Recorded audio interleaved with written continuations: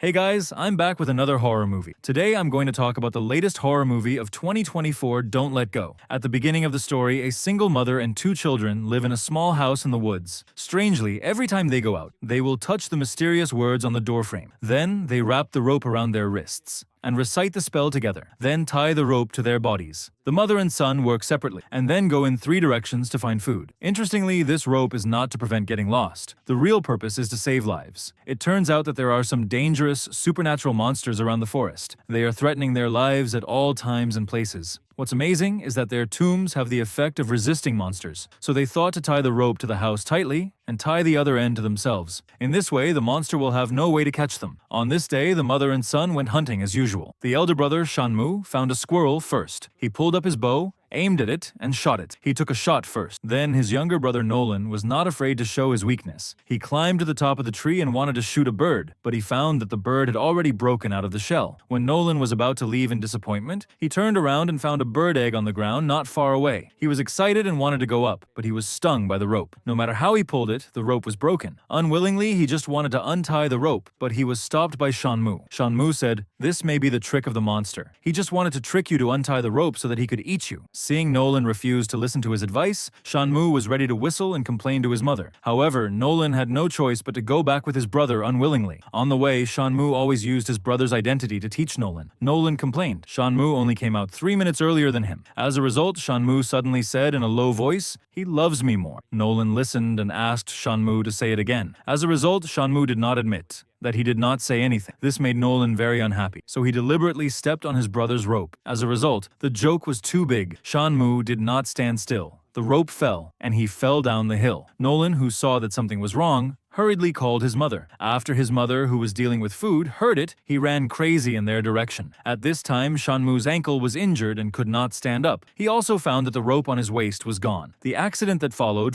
With a strange sound around, the monster really appeared. In an emergency, Nolan untied the rope. He climbed up with his brother. The monster was chasing behind. Fortunately, his mother arrived in time. She caught the monster in front of them. She tied the three people together with a rope to resolve the crisis. After returning to the tomb, his mother was furious. She ordered the two children to touch the wooden board on the ground and say the curse. They confirmed that they were not touched by the monster, which relieved them. At night, his mother made the food for the hunt today and gave the meat to the two brothers. Looking at their ferocious looks, it seems that they haven't been married for a long time. At this time, his mother began to brainwash the children. She said that she had met the same situation today before. A little girl's foot was stuck in the forest. She called for help in place. Her rope was just at the limit. She could save her as long as she untied the rope, but she knew that this was a trap of the monster and did not choose to do so. Because the monster is particularly good at convincing people, it will catch you when you relax your vigilance. So she always reminds the children not to let go of the rope on the waist. After returning to the house, curious Nolan asked Shanmu. He asked what they found after the rope was untied in the daytime, because this was the first time they let go. But they didn't see the monster's hair. Shanmu, who trusted her mother, said, "It's just that the monster didn't catch us." Then Nolan asked, if they were possessed by the monster, would their mother kill them like she killed her father, grandfather, and grandmother? Shanmu said they were both possessed by the monster. Besides, her mother did this to protect them.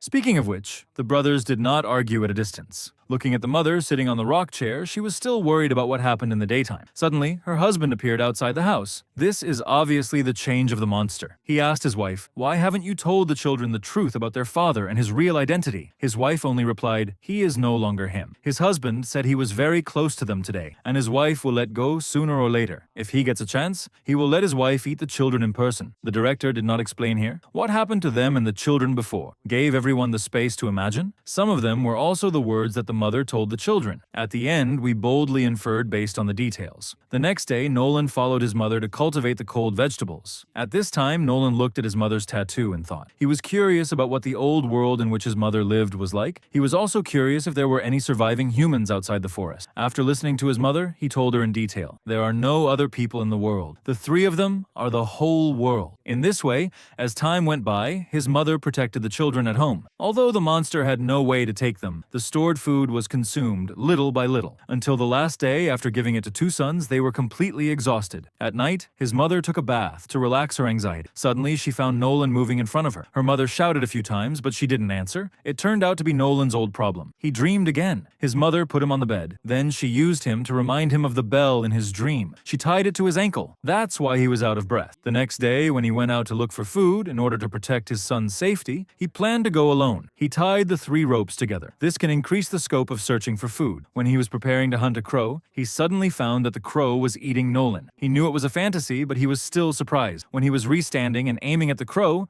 Nolan suddenly appeared in front of him again. In shock, the crow didn't hit it. The nervous mother was about to go crazy, but in order to fill her stomach, she could only cut the bark to attack. The mother is no longer hungry for her child, and she cuts down the bark as food. In order to make the bark more appetizing, she specially sprinkled some 13 spice and ate the crispy bark. They tried hard to imagine the feeling of eating meat. Although it has reached the point of no return, the mother still does not want the children to go out, because there are terrible monsters hunting them outside. But as soon as the camera turned, a strange scene appeared. The mother and son all appeared outside to cut the bark. Just when Nolan was gathering the spirit, a strange sound echoed from behind. When Nolan came back to his senses, he found that his mother and brother suddenly disappeared. Then his rope pulled him down. An invisible force pulled him towards a well. When the camera turned again, Nolan appeared outside at night. It turned out that it was just a dream made by Nolan. He not only walked out of the dream, but also had no rope on his body. Then Nolan heard a voice from a distance. He only saw his dog running from the forest. At this time, his mother suddenly hugged him. In order to punish Nolan's just dangerous behavior, his mother locked him in the cellar to pray. Even if Nolan couldn't hold it and peed his pants, his mother didn't let him out. The next day was still a day without food. Nolan could only play with his dog to disperse the taste of hunger. In order to stabilize the children's emotions, his mother took out a camera and introduced it to the children. She said that this is the property of her life in the old world. As long as you aim the camera and press the shutter,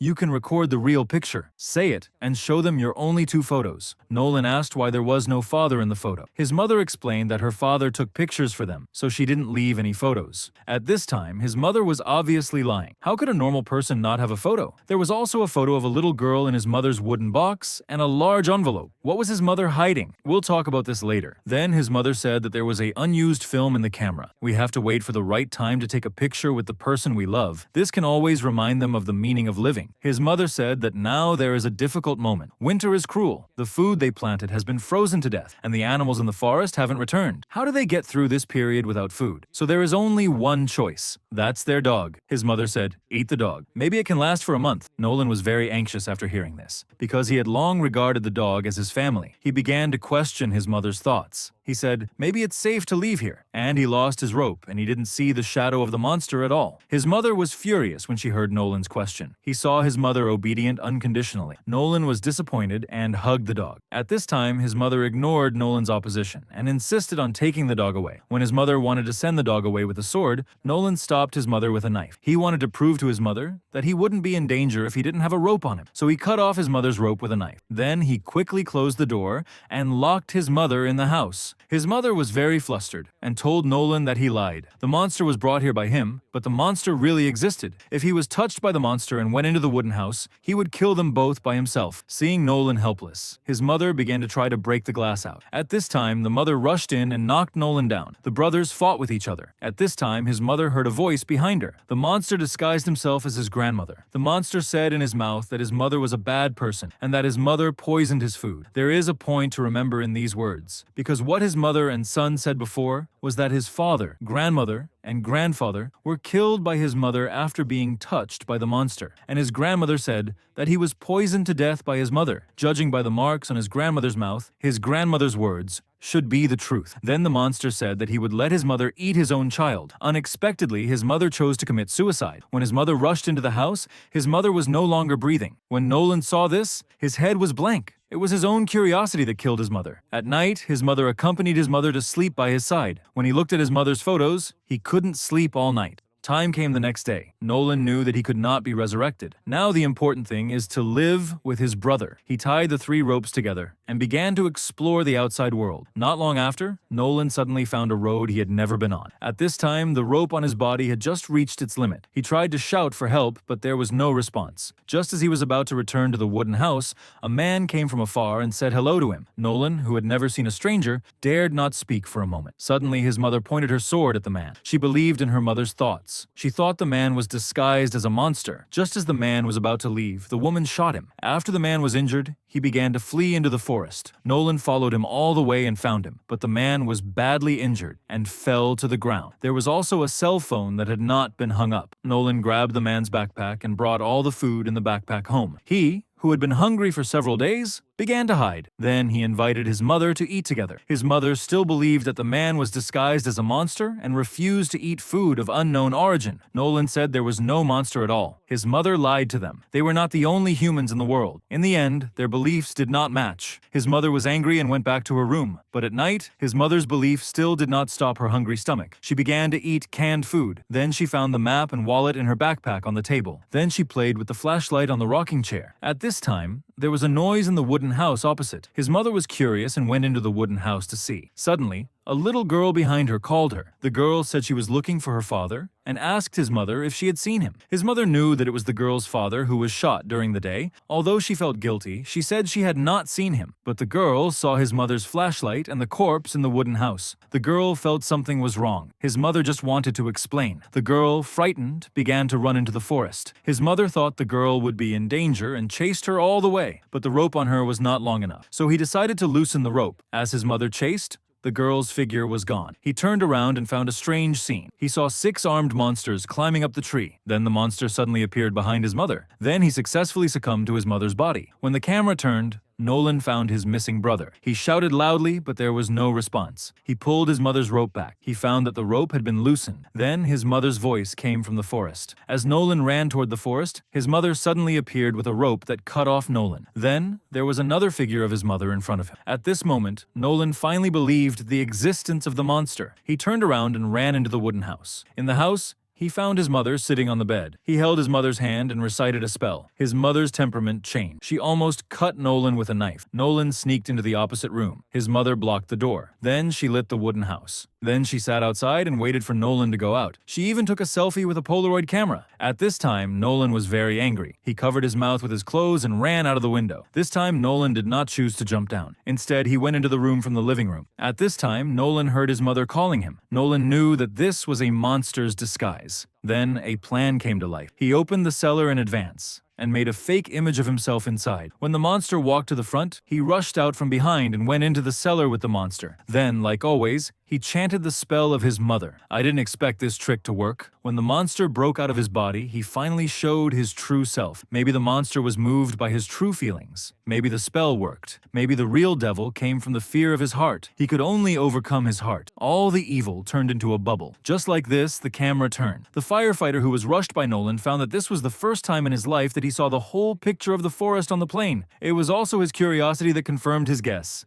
and successfully brought him back to human society. On the plane, he still cared about his brother Sam. Fortunately, Sam was also saved. Then the camera turned and gave Sam a picture. There was a monster's hand on his shoulder. This also confirmed that the monster was real and there was more than one evidence. There is also a conclusion. The last sentence Sam said, "He loved me more." When he went hunting with his brothers, Sam also said what he meant here was not his mother, but the monster. Then, we thought Sam wanted to take a picture with the house on fire. The result was that the monster wanted to take a picture with the one who loved him more. It is estimated that there are adults and children in the monster. Finally, we can open our minds. Maybe the 2 children were not born by women. According to the story told by the mother and the child, it should be that the mother accidentally let the child die and then caused a mental breakdown. According to the conversation between the mother and the monster, she found this family in the forest. She poisoned the grandparents and fathers of the 2 children to death and then occupied the nest to raise them. The above is my personal opinion. You can also read the original film and infer from it. See you next time.